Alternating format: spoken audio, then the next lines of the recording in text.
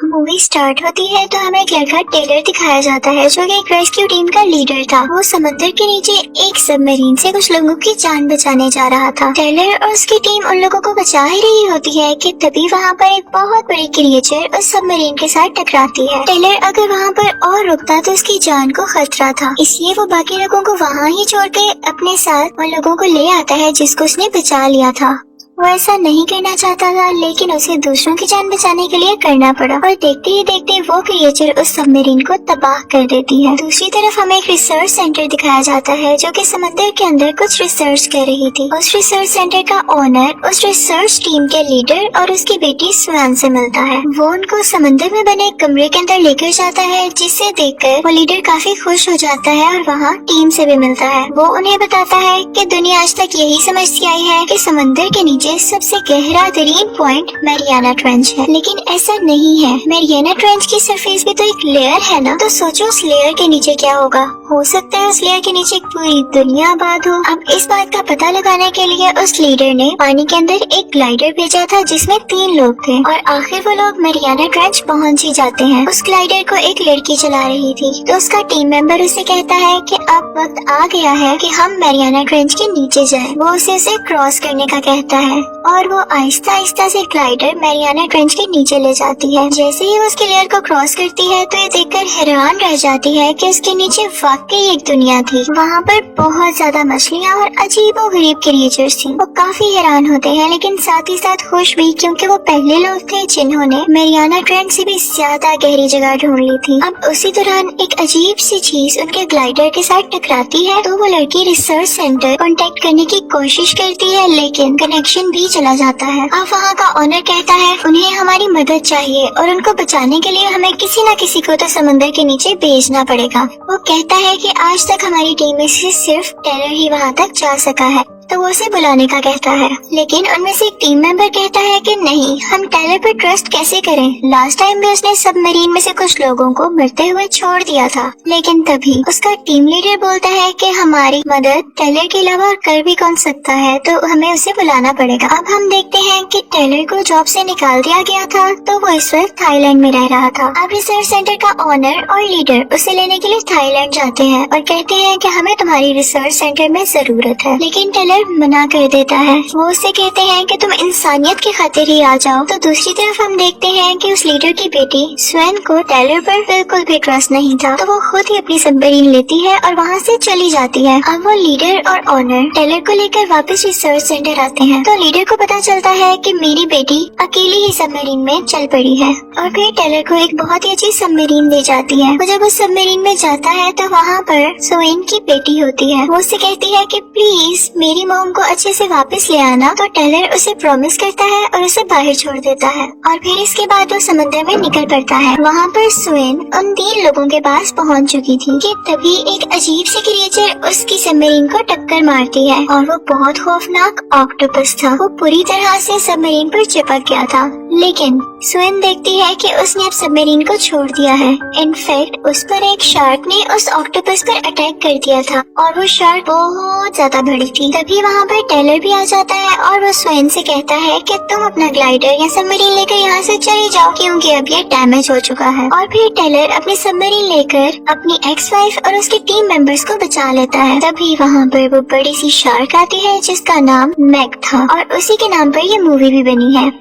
लेकिन उनका एक टीम मेंबर सबमरीन में आने से इनकार कर देता है कि मैं बच तो नहीं सकूंगा और तुम लोग भी मारे जाओगे, और वो खुद को ग्लाइडर में बंद कर लेता है कि तभी वो मैग शार्क उसकी तरफ बढ़ती है और उसे मार डालती है। अब सब लोग काफी अपसेट थे क्योंकि वो उसे बचा नहीं पाए थे। और फिर हम देखते हैं कि वो सेफली रिसर्च सेंटर तक पहुंच गए हैं। यहाँ पर ये लोग मैग के ऊपर रिसर्च करते हैं, तो इन्हें पता चलता है कि काफी लाख साल पहले मारी जा चुकी है, लेकिन इनमें से कुछ मैरियाना ट्रेंच के नीचे रह रही थी। ये इतनी बड़ी है कि एक साथ 3 शार्क्स को खा सकती है। अब ये लोग सोच रहे थे कि इस पर रिसर्च करना भी बहुत मुश्किल है, क्योंकि ये बहुत खतरनाक है। फिर हम देखते हैं कि स्वेन की बेटी नीचे एक कमरे में जाती है जहाँ से समंदर साफ नजर आ रहा था। वो वहाँ पर खड़ी होती है कि अचानक से मैग शार्क वहाँ पर आ जाती है और उस पर अटैक करने की कोशिश करती है। वो अपने दांत वहाँ पर लगे हुए बुलेट प्रूफ शीशे में दे मारती है। वो शीशा तो नहीं टूटता, लेकिन उस पर उसके दांत के निशान लग जाते हैं। सब लोग उस बच्ची की चीख की आवाज सुनकर नीचे आते हैं और तभी वहाँ पर एक छोटी शार्क भी आती है। तो सब समझते हैं कि छोटी शार्क को देखकर ये बच्ची डर गई है, लेकिन तभी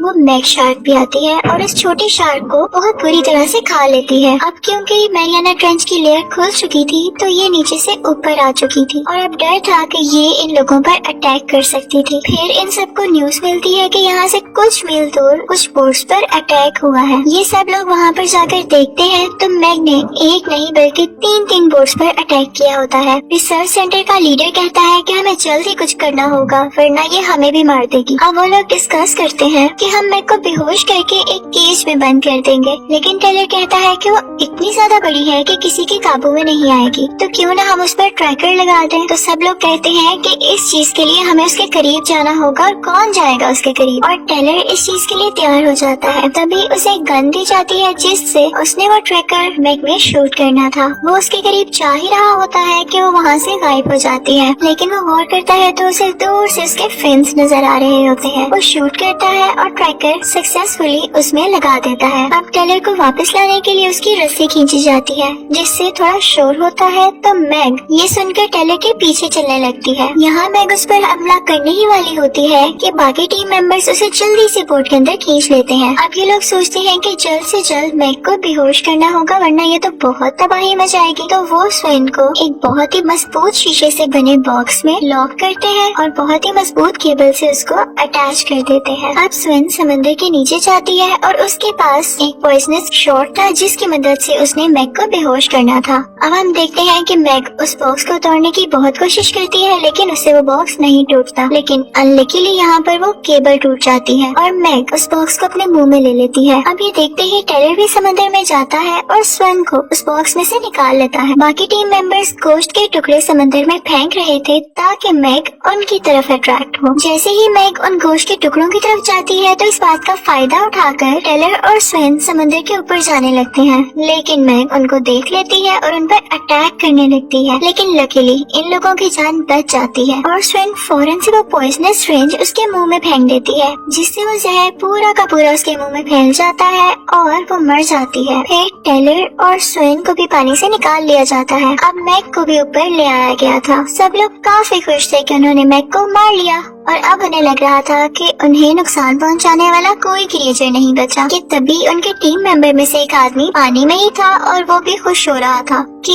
एक और बहुत बड़ी मैग वहाँ पर आती है और उस आदमी को खा जाती है। अब वो मरी हुई मैग की तरफ भी बढ़ रही थी और जैसे ही उसको खाने के लिए अटैक करती है तो उन दोनों के वजन से उन लोगों की बोट मिसबैलेंस हो जाती है। उन लोगों की बोट का बैलेंस खराब हो जाता है। अब मैग वहाँ पर आती है और एक और टीम मेंबर को खा लेती है। बाकी लोग अपनी जान बचाने के लिए दो रेस्क्यू बोट्स में वहाँ से निकलते हैं, लेकिन मैग भी उनके पीछे ही थी।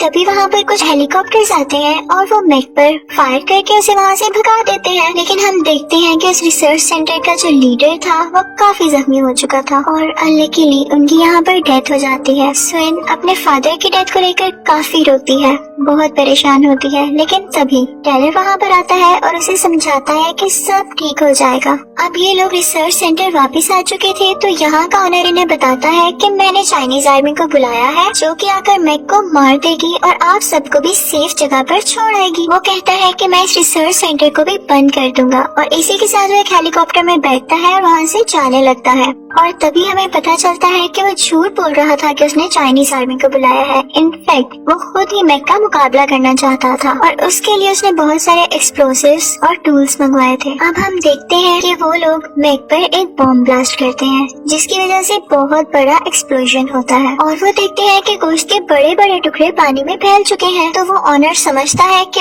उसने मैग को मार डाला। तो वो बोट में बैठे बाकी रेस्क्यू मेंबर्स को ऑर्डर देता है कि उसके पास जाकर देखो कि क्या वाकई ये मैग है। पास जाने पर उनको पता चलता है कि ये मैग नहीं बल्कि एक बहुत बड़ी वेल थी। वो बोट से अनलकीली नीचे पानी में गिर जाता है। अब मैग भी वहीं पर ही थी। वो खुद की जान बचाने के लिए एक वेल पर जाता है, उसी वेल पर जो मर चुकी थी। लेकिन मैग वहाँ आकर उसे खा लेती है और वो मर जाता है। अब दूसरी तरफ रेस्क्यू टीम को पता चलता है कि वो ऑनर झूठ बोल रहा था, हमारी मदद करने कोई भी नहीं आएगा। तो टेलर कहता है कि हमें मिलकर ही उस मैग को मारना होगा। अब वो लोग मैप पर देखते हैं कि एक बीच है और वहाँ पर बहुत सारे लोग वेकेशंस मनाने आते हैं। और ट्रैकर से पता चलता है कि मैग भी वहीं आसपास ही है। वो लोग कहते हैं कि इतने सारे लोग देखकर मैग उन पर जरूर अटैक करेगी। तो वो लोग फौरन से मैग को रोकने के लिए उस बीच पर जाते हैं, लेकिन उनसे पहले ही मैग वहाँ पर पहुँच चुकी थी और समुद्र में इतने सारे लोग देखकर वो उन पर अटैक कर देती है और उन्हें खाने लगती है। लेकिन तभी टेलर भी अपनी बोट लेकर वहाँ पर पहुँच जाता है। वो यहाँ पर एक ट्रिक खेलते हैं। वो पानी के अंदर एक ऐसा सेंसर लगाते हैं जो कि व्हेल मछली की आवाज निकाल सकता था। वो उसको ऑन करते हैं तो मैग को लगता है कि यहाँ पर कोई व्हेल है और वो उस तरफ बढ़ती है उसका शिकार करने के लिए। अब दूसरी तरफ टेलर और स्वेन इस इंतजार में थे कि कब वो यहाँ पर आए। अब मैग उनके बहुत करीब आ चुकी थी तो वो अपने ग्लाइडर्स वहाँ से थोड़ा दूर ले जाते हैं। उनके ग्लाइडर्स में एक रॉकेट लॉन्चर भी था जिसकी मदद से वो उस पर अटैक कर सकते थे। अब हम देखते हैं कि मैग भी उनके पीछे पीछे ही होती है और वो ग्लाइडर से टकरा जाती है, जिसकी वजह से टेलर के ग्लाइडर का लॉन्चर बटन खराब हो जाता है। और अब मैग मुसलसल उस ग्लाइडर पर अटैक कर रही थी, लेकिन तभी टेलर यहाँ चालाकी से काम लेता है और उस ग्लाइडर को टेढ़ा करते हुए ऐसे उस मैग के पास से गुजरता है कि उसकी नुकीली चीज मैग की बॉडी को चीरते हुए वहाँ से गुजर जाती है। अब मैग शार्क का जिस्म काफी ज्यादा जख्मी हो चुका था और उसका काफी खून भी निकल रहा था, लेकिन वो अभी भी जिंदा थी और फिर से ग्लाइडर के पीछे आ जाती है और उस पर बार बार अटैक करके उसे डैमेज करने लगती है। अब टेलर ग्लाइडर से बाहर आ जाता है, लेकिन मैग उस पर अटैक करने आ रही थी। तभी टेलर फौरन से ग्लाइडर की वो नुकीली चीज उतारता है और मैग की आंख में दे मारता है, जिससे उसकी आंख साया हो जाती है। यहाँ पर मैग तड़पने लगती है और उसकी बॉडी से इतना सारा खून निकलने की वजह से बहुत सारी शार्क उससे अट्रैक्ट होती हैं और वहाँ पर आकर उसे खाने लगती हैं। और फाइनली इतनी ज्यादा शार्क्स होने की वजह से वो मैग को खा जाती है और वो मर जाती है। अब स्वेन टेलर को बचा लेती है और वो लोग बाहर आ जाते हैं। स्वेन की बेटी भी उसके साथ थी। यहाँ पर ये तीनों काफी रिलैक्स होते हैं कि उन्होंने मैग को मार दिया था और इसी के साथ मूवी एंड हो जाती है। Thank you for watching.